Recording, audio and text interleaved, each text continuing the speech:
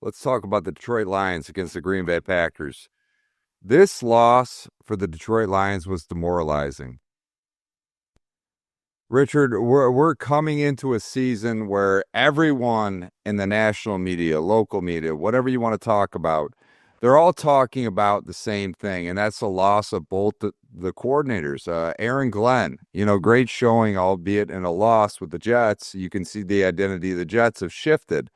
Ben Johnson, we've got to see him perform with the Chicago Bears, but, you know, we thought, hey, under this Dan Campbell regime, the next man up mentality has always stayed in place. And defensively, I wouldn't call it an issue. I mean, they didn't play the best, especially in the first half. Second half seemed to tighten up a bit.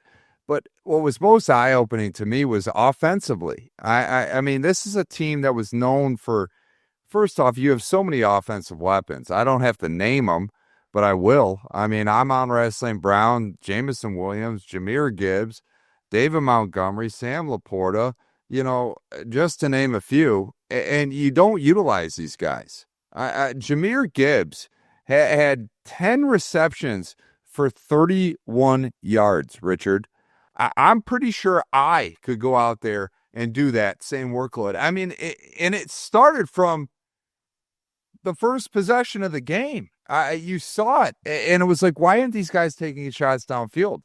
They never took a single shot downfield until the game was out of control. And this is not the Detroit Lions that we're used to over the last 2-3 years. This was teams that were taking shots, the mid-range shots, the long-range shots, and you didn't see it at all. And I don't know if it's a situation where, hey, we lost Frank Ragnow. We lost Zeitler to the Tennessee Titans, our offensive guard. We're replacing two guys on the interior. But the Packers are good, and I'm not going to understate that by any means. Their pass rush is very sound. They got a very good defense. But to me, this looks like a game where the Lions, frankly, they've been in this ever since Dan Campbell took them over.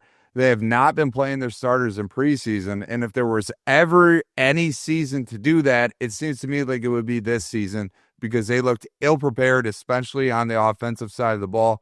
Richard, I want to hear your thoughts because I'm not in a situation right now where I'm saying, hey, the season's over, because I do believe that the Lions are going to get a lot better. It's only up from here. They played their D football, a D- football game today.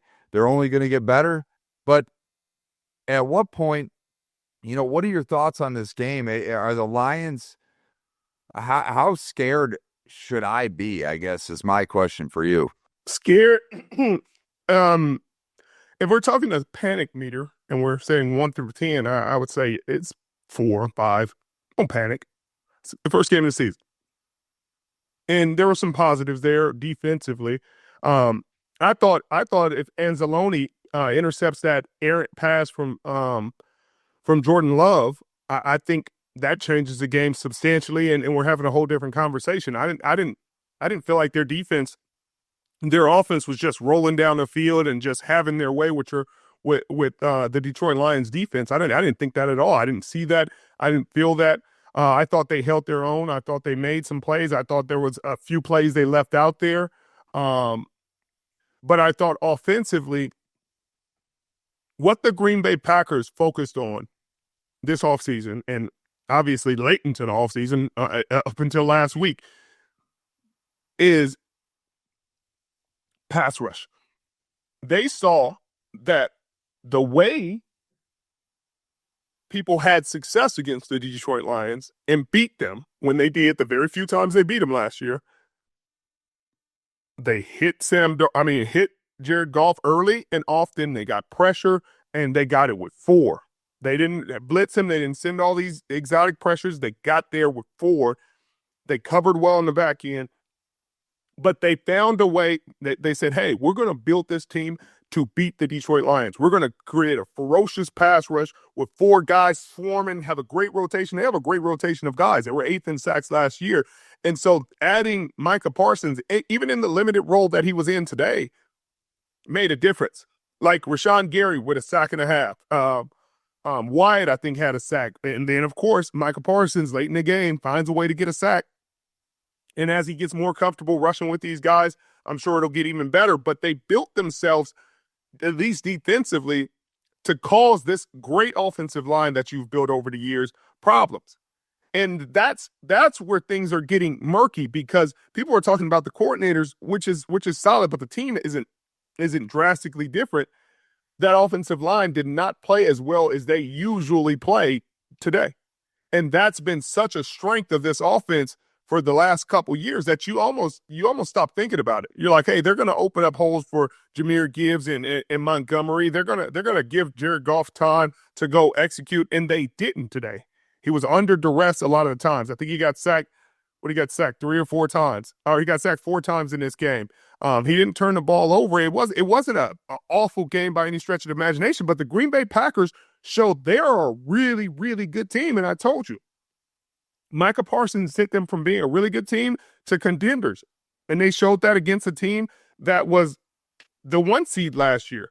Like, hey, these guys are for real. They are legitimate, and they should be treated accordingly. They will be in by top 5 this week. The Green Bay Packers fans were very upset.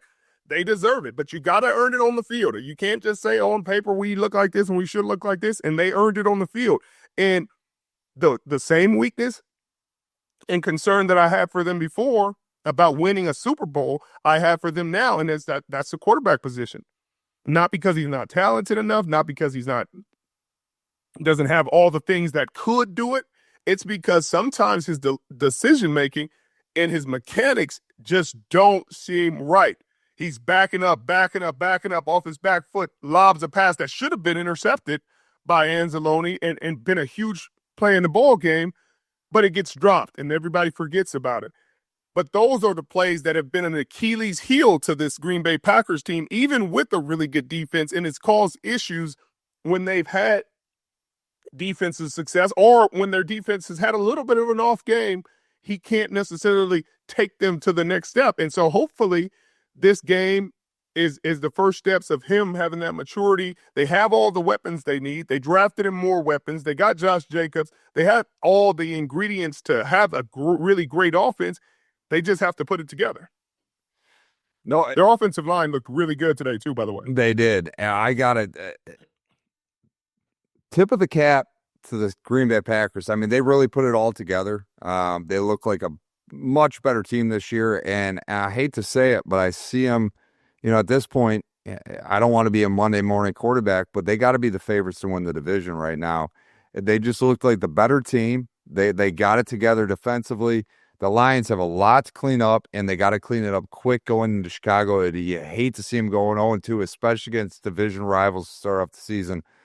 Richard, let's take it to the Friday night game. It was cool to see football on Friday night, and especially in Brazil. The Chiefs probably didn't like it, though. The Chiefs played the Chargers. They took a loss, and you do not see the Chargers beating the Kansas City Chiefs often. It's the first time they beat them since 2021, and they beat them pretty convincingly. It looked like they controlled most of that game. I mean, Patrick Mahomes and this team has been so dominant for years. It just seems like no matter what happens, the Chiefs win. And here we are, the start of the season, them going 0-1. And then next week, they play the Philadelphia Eagles. This team could be facing 0-2. And I don't want to speak it into existence, but they could very much so be looking at an 0-2 start, the first time since God knows when. Richard, how concerned would you be if you're a Kansas City Chiefs fan right now? Again, I think if it's a 1 through 10, I'm at a 5. Because I've fallen in this trap before, watching the Kansas City Chiefs. I've done it. I will not lie. They've been in the Super Bowl 5 of the last 6 years. And they've had starts like this. They've had starts where they just look like god awful. And you're like, what weapons do they have? How are they going to be expected to make it to the Super Bowl? They limp and their way through the season. They lackadaisical. They don't look that great offensively. Their defense is looking dominant, or vice versa. Their defense isn't looking the best and their offense looks dominant. Or Patrick Mahomes is throwing a lot of interceptions early and you think, oh man, he's lost it. They figured him out. And then they make a late run in December. Whether they're the 1 seed or the 5 seed in a wild card, they run through the playoffs, whether they're home or away. They find a way to win and find a way to win. Even in a game, I thought they were thoroughly dominated.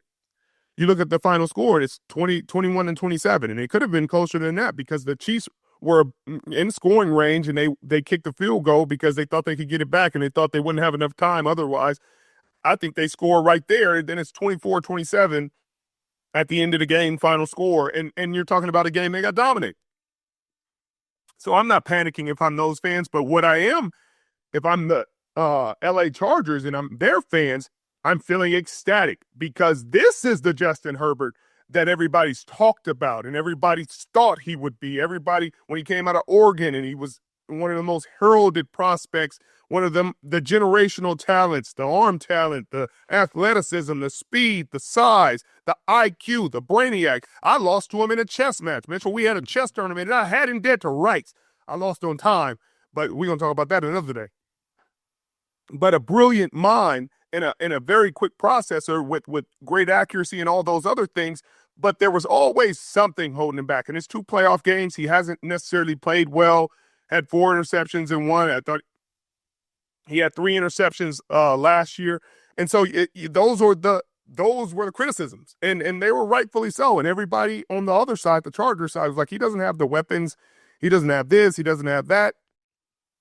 And you look up in this game, and it's pretty much the same weapons, the same cast of characters. They brought Keenan Allen back, a Charger great. And they brought, Najee Harris. They drafted Amarian Hampton. Yep, they drafted Hampton. But I'm not saying those guys, like you brought in a number 1 all-pro receiver. Quentin Johnson looks really good now. All of a sudden, he's playing like he was capable of playing. Lad McConkey looked good last year, looks good this year. But it's Herbert and his ability to elevate the guys around him that really shined in this game. And his legs and decision-making and confidence. And, it was all there, Mitchell. It was all there on display. And you talk about a top 5 quarterback. When you look at this game and you watch how he played, sure, he took the 3 sacks. But, when you lose your all-pro tackle, and for the season, right before the season starts, you're going to have some issues on the offensive line. I'm sure they'd be feeling really good if they had Rashawn Slater on that side, protecting him with Joe Alt. But unfortunately, they lost him for the season. But I thought this Justin Herbert, maybe it's Jim Harbaugh and everything that he's bring. They call him the quarterback whisperer. He has Trey Lance looking great, but this is the best Justin Herbert has looked. At least against the Kansas City Chiefs, I think, in his time with the LA Chargers. No question about it. I don't know what it is with Jim Harbaugh, as much as I do not like the guy being a U of M guy and me being a Sparty. But, like, if Justin Herbert plays this level of football week in, week out, it's going to be hard to keep him out of the MVP conversation, honestly, Richard. I mean, this Chargers team, this LA Chargers team, looks like they could be top of that division. I honestly, when they played this way and you look at the additions they made, and I know it might have been a late addition with an older wide receiver, but the reality is Keenan Allen is used to this team. He's used to this environment. Bringing him back, I feel like it adds an extra safety blanket for Justin Herbert, and you saw that.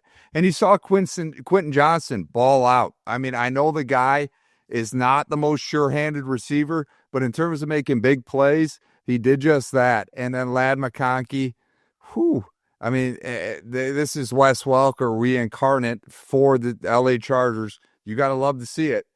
Kansas City Chiefs, when I leave this game, I'm worried if I'm a Chiefs fan. I'll just leave it at that, especially when you go to play the Eagles.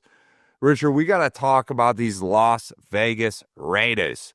Against the wait, because I can't leave without talking about talk your talk. The defense, Mitchell. The defense for the LA Chargers. They've always been a really talented group, but they played lights out. They were swarming, they were all over the place. They played with confidence, they executed. There's not enough positive things to say about what they did, and if they continue to play like that. I watched the Denver Broncos today against the Tennessee Titans. They did not look great offensively. Their defense looked really solid against the Tennessee Titans offense that is young and inexperienced with a rookie quarterback who I expect to do really well in this league. But I think the Chargers are in a driver's seat, especially with this win against the Kansas City Chiefs. I think defensively, offensively, they're showing that they right now are the class of this division until proven otherwise. I think the Raiders looked good. Geno Smith, 300 yards passing in New England, which is a tough place to play. A touchdown and a win, sure. But the way the Chargers look on both sides of the ball, well coached. Richard Derwin James. That's the name I want to throw out there. The most sure at tackling safety in the league. Derwin James has always had that skill set for them. But him being healthy, this Chargers team is something to look after. I think we got to put a pin in this team because there's somebody that I think could make some noise, especially in that division.